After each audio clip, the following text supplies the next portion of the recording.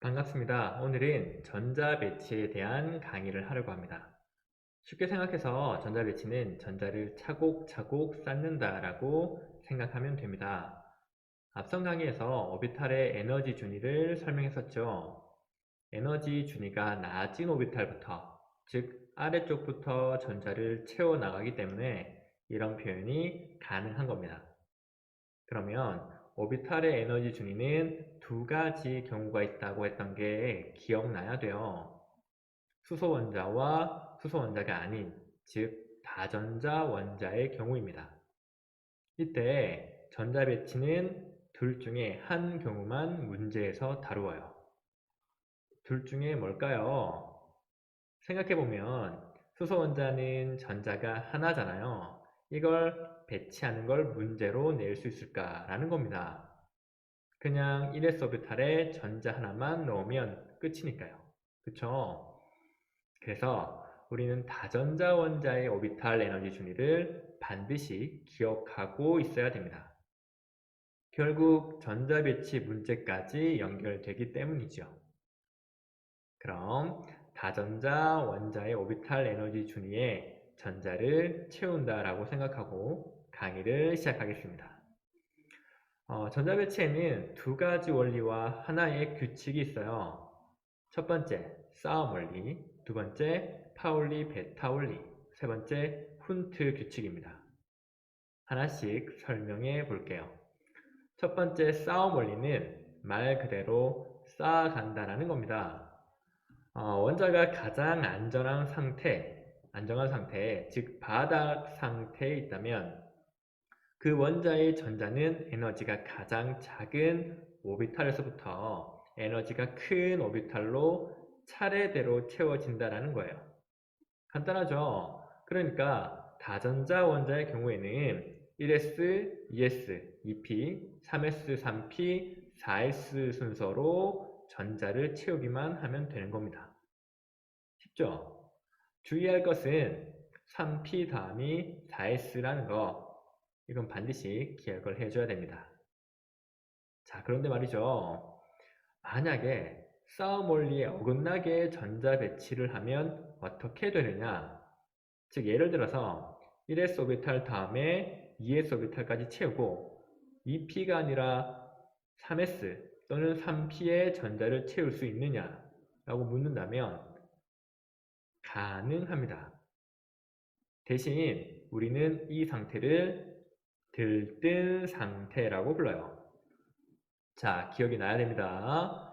보호의 원자 모형을 설명할 때 전자가 전기 에너지를 받아 안쪽 전자 껍질에서 바깥쪽 전자 껍질로 이동하게 되면 들뜬 상태라고 표현한다고 했죠. 그 설명과 같은 이치입니다. 아래쪽 오비탈, 즉 에너지가 낮은 오비탈에서 에너지가 높은 오비탈로 전자가 이동했다고 볼 수 있기 때문에 들뜬 상태라고 부르는 거예요. 정리하면 싸움 원리란 에너지가 작은 오비탈에서부터 에너지가 큰 오비탈로 전자를 차례대로 채워야 한다는 건데 이건 바닥 상태일 때 얘기고 만약 싸움 원리를 어긴다면 이는 들뜬 상태가 되는 겁니다. 되겠죠? 싸움 원리는 어길 수 있습니다. 기억해야 돼요. 자, 그럼 두 번째, 파울리 베타 원리예요. 파울리 베타 원리는 한 개의 오비탈에 들어갈 수 있는 최대 전자수는 두 개이고 이때 두 개의 전자는 스핀 방향이 서로 반대여야 한다는 겁니다. 전자 스핀이 무슨 얘기냐? 사실 전자는 지구가 자전하는 것처럼 자전과 비슷한 운동을 하는데 그 운동 방향에 따라 양자수로 플러스 2분의 1과 마이너스 2분의 1로 나타냅니다. 이게 스핀 자기 양자수 MS예요. 즉 스핀 자기 양자수가 서로 다른 전자를 표시하는 방법으로 화살표를 사용해서 위로 향한 화살표, 아래로 향한 화살표로 나타낸다는 겁니다. 오비탈에는 서로 다른 스핀 자기 양자수를 가진 전자만 들어갈 수 있기 때문에 파울리 베타올리가 나온 거예요. 자, 쉽게 이야기해서 오비탈이라는 전자의 방, 즉 공간에 전자를 최대 2개 넣을 수 있는데 만약 2개가 들어간다면 그 두 전자의 스핀 방향, 즉 스핀 자기양자수는 무조건 서로 반대여야 한다는 겁니다. 기억해야 돼요. 파울리 베타올리는 절대로 어길 수 없습니다. 예를 들어 하나의 오비탈에 전자가 3개가 들어간다거나 2개가 들어갈지언정 두 전자의 스핀 방향이 같다라는 것은 절대 있을 수 없다라는 거예요. 차이가 있죠. 싸움 원리는 어기면 들뜬 상태가 되는데 파울리 베타올리는 어기면 존재 자체가 불가능한 전자 배치라는 겁니다. 되겠죠? 막상 시험 문제를 풀 때는 원리나 규칙의 명칭부터 어길 수 있느냐, 즉 들뜬 상태냐 아니면 존재가 불가능한 상태냐가 많이 헷갈릴 겁니다. 그래서 처음 배울 때 정확하게 기억해야 될 거예요. 자, 그럼 마지막입니다. 쿤트 규칙인데요. 쿤트 규칙이 무엇이냐면 에너지 준위가 같은 여러 개의 오비탈에 전자가 채워질 경우에는 가능한 전자가 서로 짝을 이루지 않고 혼자 채워지도록 배치된다라는 겁니다. 좀 길죠? 하나씩 설명할게요. 자, 에너지 준위가 같은 여러 개의 오비탈은 누굴 이야기하는 걸까요? 우리 화학원 수준이라면 바로 p 오비탈이겠죠. 같은 주양자수의 p 오비탈인 px, py, pz 오비탈의 경우 크기와 에너지가 같다라고 했습니다. 물론 방향은 반대고요. 다르죠. 그죠? 이러한 px, py, pz 오비탈에 전자를 채울 때 서로 짝을 이루기보다는 최대한 혼자 채워지도록 전자를 배치한다라는 겁니다. 예를 들어 탄소의 바닥 상태 전자 배치를 알아볼게요.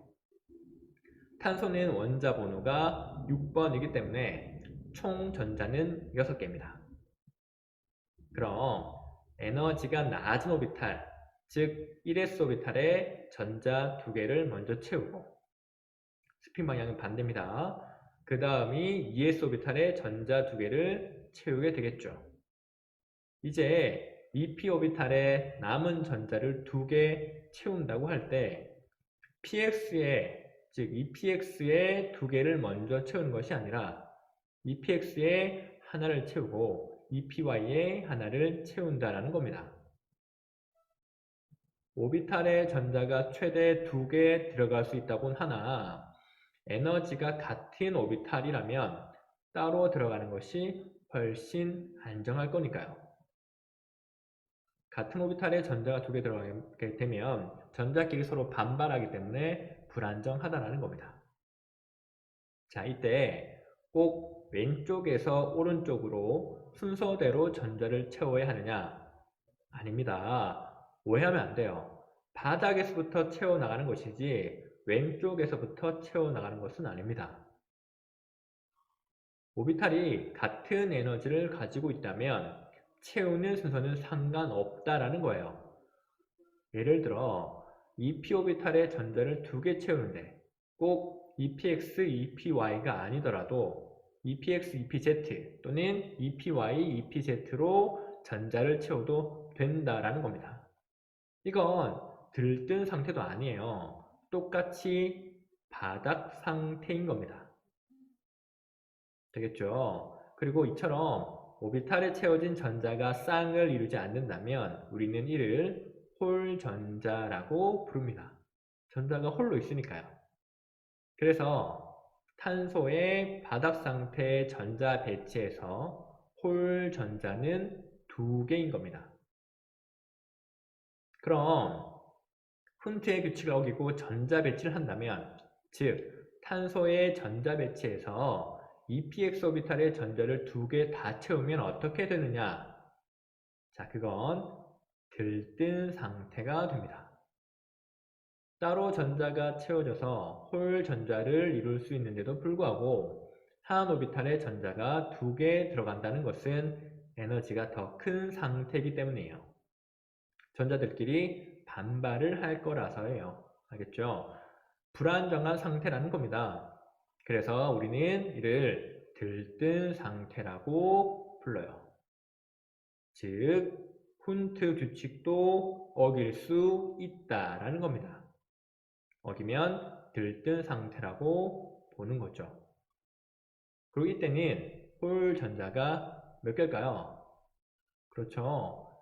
없죠. 0개입니다. 이해가 될까요? 이 파트는 교과서나 문제집의 문제를 몇 번만 풀어보면 딱 감이 잡힐 겁니다. 문제 유형이 비슷해요. 그리고 싸움 원리, 파울리, 베타울리, 훈트 규칙의 명칭과 정의를 묻기도 하니까 반드시 기억해 둡시다. 그러면 끝으로 오비탈의 전자 배치를 표시하는 방법만 설명하고 마치겠습니다. 예를 들어 설명할게요. 보다시피 p 오비탈입니다. 오비탈 앞에 큰 숫자는 주양자 수를 뜻합니다. 바꿔 말하면 몇 번째 껍질에 있는 오비탈인지를 이야기해 주겠네요. 그죠? 그리고 오비탈 오른쪽 위에 작은 숫자는 오비탈에 채워진 전자수를 뜻합니다. 되겠죠? 다시 한번 예를 들게요. 탄소입니다. 탄소의 바닥 상태 전자 배치는 1s2, 2s2, 2p2라고 쓸 수 있을 겁니다. 그쵸? 1s 오비탈에 전자 2개, 2s 오비탈에 전자 2개, 2p 오비탈에 전자 2개가 들어갔을 거니까요. 근데 이렇게 쓰면 전자 배치가 익숙하지 않는 이상 홀 전자가 몇 개인지 눈에 확 들어오진 않아요. 그쵸? 그래서 오비탈 그림을 그려서 직접 배치를 해보는 연습이 필요한 겁니다. 생각보다 홀 전자가 몇 개인지 묻는 경우가 많아요. 알겠죠? 자, 그럼 오늘 전자 배치에 대한 개념 설명은 여기까지입니다. 이 강의를 통해 화학이라는 과목이 어렵지만은 않다라고 느꼈으면 좋겠습니다. 부족한 강의지만 수강한다고 고생했습니다. 감사합니다.